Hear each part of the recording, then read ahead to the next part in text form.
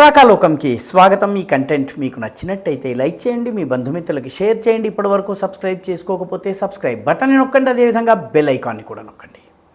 మిత్రులారా, ఛత్తీస్గఢ్లో మావోయిస్టులకు 2 వరుస భారీ ఎదురుదెబ్బలు తగిలాయి. కాంకేర్లో మరొక ప్రాంతంలో జరిగినటువంటి 2 వేర్వేరు ఎన్కౌంటర్లో, దాదాపు ఏకకాలంలో జరిగినటువంటి ఎన్కౌంటర్లో 30 మందికి పైబడి మావోయిస్టులు చనిపోయారు.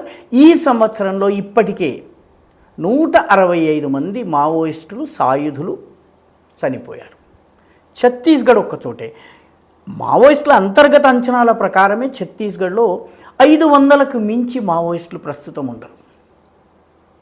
2008, 2009 ప్రాంతంలో మన్మోహన్ సింగ్ ప్రభుత్వము దేశంలోని అత్యంత భయంకరమైనటువంటి అంతర్గత భద్రతా సమస్యగా మావోయిజాన్ని పేర్కొంది. అటువంటి మావోయిస్టు ఉద్యమము, సాయుధ పోరాటము, వాళ్ళు చేస్తున్నటువంటి విధ్వంసకాండ, ఇవన్నీ కూడాను ఏడాది 2 ఏళ్లలో సంపూర్ణంగా సమూలంగా నాశనం చేస్తామని కేంద్ర హోంమంత్రి అమిత్ షా ప్రకటించారు.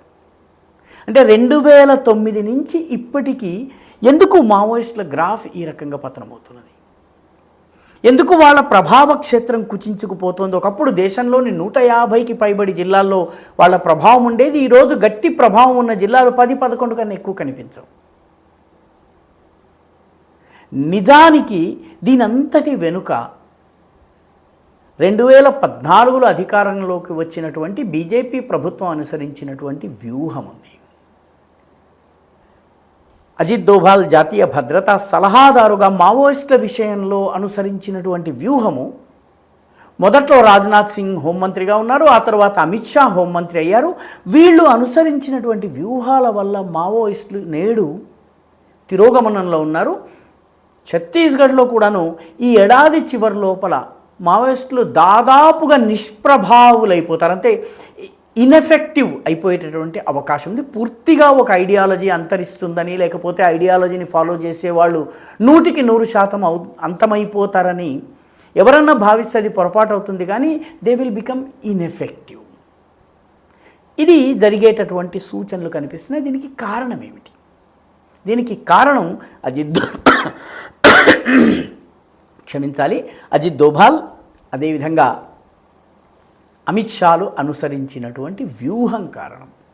వాస్తవానికి ఛత్తీస్గఢ్లో ఒక త్రిముఖ వ్యూహాన్ని, దేశవ్యాప్తంగా నక్సలైట్లను, మావోయిస్టు మూవ్మెంట్ని దెబ్బతీసే విషయంలో ఒక త్రిముఖ వ్యూహాన్ని అనుసరించారు. మొట్టమొదట మావోయిస్టులకు మద్దతుగా బయట లాయర్లుగా, మానవ హక్కుల కార్యకర్తలుగా, జర్నలిస్టులుగా, విలేకరులుగా, రకరకాల రూపాల్లో కళాకారులుగా పనిచేస్తున్నటువంటి ఓవర్ గ్రౌండ్ వర్కర్స్, ఈ మొత్తము వ్యవస్థని బీజేపీ ప్రభుత్వం చిన్నాభిన్నం చేసింది. అర్బన్ నక్సల్స్ అన్నటువంటి పేరుని ప్రాచుర్యంలోకి తీసుకొచ్చింది. అర్బన్ నక్సల్స్ని గుర్తించేలా, వాళ్ళను ఐసోలేట్ చేసేలాగా, సమాజంలో వాళ్ళ యొక్క కామెంట్స్ని ప్రజల ముందుకు తీసుకొచ్చి 2 నాల్కల ధోరణిని ఎక్స్పోజ్ చేసేలాగా, ఎన్కౌంటర్లో పోలీసు చనిపోతే ఒక న్యాయము, మావోయిస్టు చనిపోతే ఒక న్యాయము మాట్లాడేటటువంటి వాళ్ళ 2 నాల్కల ధోరణిని ఎక్స్పోజ్ చేయటం ద్వారా మొత్తానికి ఈ ఓవర్ గ్రౌండ్ సపోర్ట్ ఏదైతే ఉందో ఈ సిస్టమ్ని పూర్తిగా విధ్వంసం చేశారు. జమ్మూ కాశ్మీర్లో కూడాను ఓవర్ గ్రౌండ్ వర్కర్స్, OGW అంటారు, వాళ్ళని పూర్తిగా సమూలంగా ఏరివేసేటటువంటి పని చేస్తున్నారు. సో దట్ ఈకో సిస్టమ్ నుంచి సపోర్ట్ రాకుండా ఉంది. ఇది ఈ త్రిముఖ వ్యూహంలోని మొట్టమొదటిది. రెండవది, మావోయిస్టులను కంటైన్ చేయటం, చాలా పెద్ద ఎత్తున మావోయిస్టుల ప్రభావ పరిధిని కంట్రోల్ చేయటం. ఉదాహరణకి మావోయిస్టులు ప్రభావం ఉన్నటువంటి ప్రాంతాలన్నింటిని కూడా కార్డన్ ఆఫ్ చేయటం.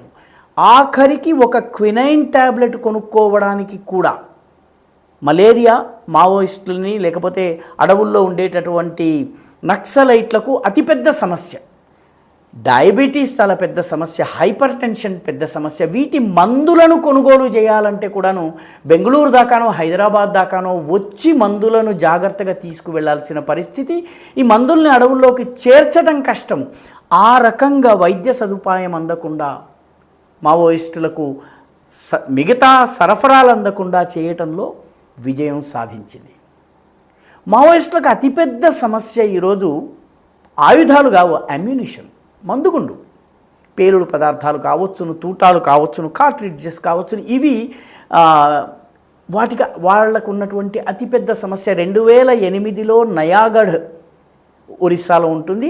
అక్కడ ఉన్నటువంటి పోలీస్ ఆర్మరీ మీద 4-5 బస్సులతో వచ్చి మొత్తము దోపిడీ చేసుకుని వెళ్ళినటువంటి సంఘటన తరువాత అమ్యునిషన్ని మావోయిస్టులు దోచుకు వెళ్ళినటువంటి సంఘటన లేదు. ఆ సంఘటనలో కూడా 2008లో కూడా వాళ్ళు దోచుకున్నటువంటి అమ్యునిషన్లో 25%ని మాత్రమే వాళ్ళు అడవుల్లోకి తీసుకెళ్ళగలిగారు. మిగతా వాటిని రకరకాల చోట్ల వాళ్ళు డంప్స్గా దాచిపెట్టారు. వాటిని ఎప్పుడన్నా మళ్ళీ ఉపయోగించుకున్నారా లేదా అన్నది కూడా తెలియని పరిస్థితి. దీనికి తోడు సప్లైస్ ఆగిపోయినాయి, కదలికలు ఆగినాయి. మావోయిస్టుల ప్రభావ క్షేత్రాన్ని కార్డన్ ఆఫ్ చేయడంతో వాళ్ళ యాక్టివిటీస్ పరిమితం అయిపోయినాయి. అబూజ్మాడ్ ఛత్తీస్గఢ్లో ఉన్నటువంటి ప్రాంతము, అబూజ్మాడ్లోనూ దక్షిణ బస్తర్లోనూ దంతెవాడ, బీజాపూర్, కాంకేర్ ఈ ప్రాంతాలకు మాత్రమే పరిమితమైనటువంటి పరిస్థితి వచ్చింది.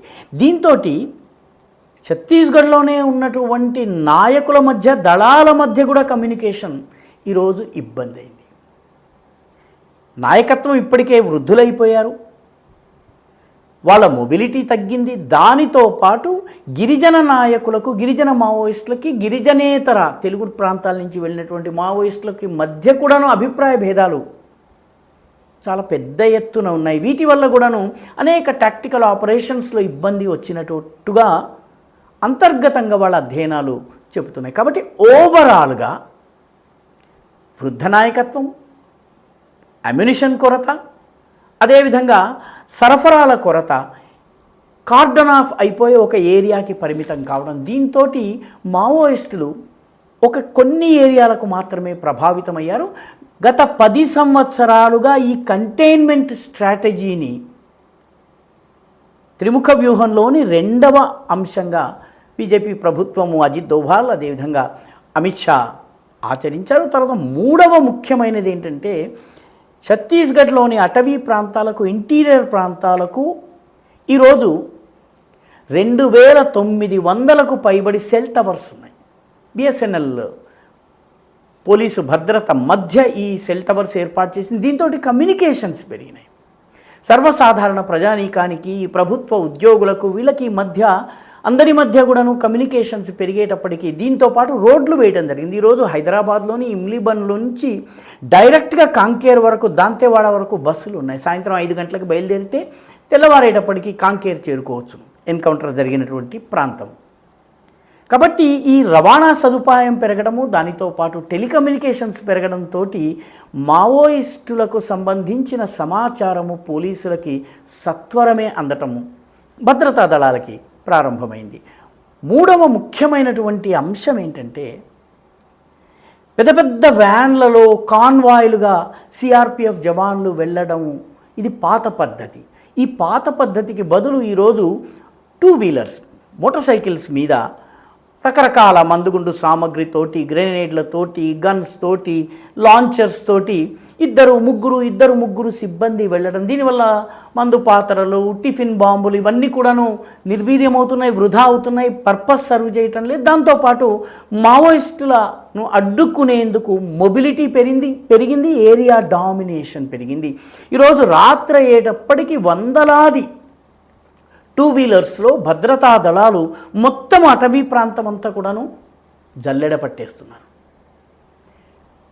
ఆయుధాల విషయంలో కూడాను భద్రతా దళాలు కొత్త ఆయుధాలను తీసుకుని రావడం, మావోయిస్టుల దగ్గర లాంచర్స్ ఉంటే వీళ్ళ దగ్గర కూడాను లాంచర్స్ రావడము, అదేవిధంగా నైట్ విజన్ డ్రోన్స్ చాలా పెద్ద ఎత్తున ఛత్తీస్గఢ్ అడవుల్లో ఈరోజు ఉపయోగించడం జరుగుతుంది. ముఖ్యంగా సమ్మర్ ఏరియాలో ఆకులన్నీ రాలి కొంత ఓపెన్ ప్లేస్ ఉంటుంది. ఈ సమయంలో గతంలో మావోయిస్టులు టాక్టికల్ కౌంటర్ అఫెన్సివ్ క్యాంపెయిన్ అని జరిపేవాళ్ళు.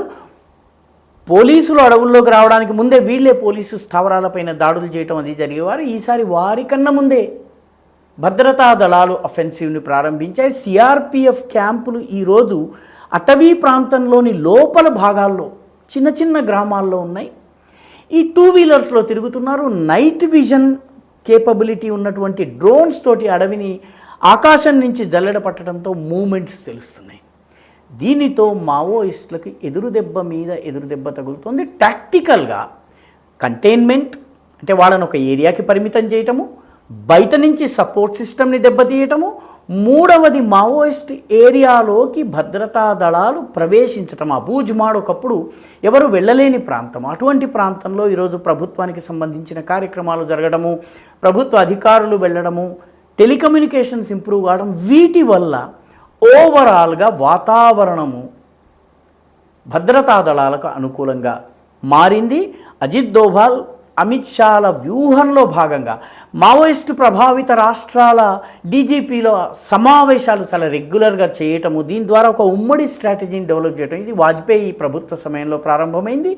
దానిని ఇప్పుడు అమిత్ షా హయాంలో కూడా కొనసాగించడం, దీంతో మావోయిస్టులను ఈ ఏడాది చివరి లోపలనే ఏరివేస్తామని అమిత్ షా ఏదైతే వ్యాఖ్య చేస్తున్నారో అది అతిశయోక్తి కాదేమోని అనిపిస్తుంది. ఒక ఐడియాలజీని కంప్లీట్గా ఓడించలేము, కానీ దాన్ని నిష్ప్రభావి ఇన్ఎఫెక్టివ్గా మార్చడంలో మాత్రము విజయం సాధించవచ్చును.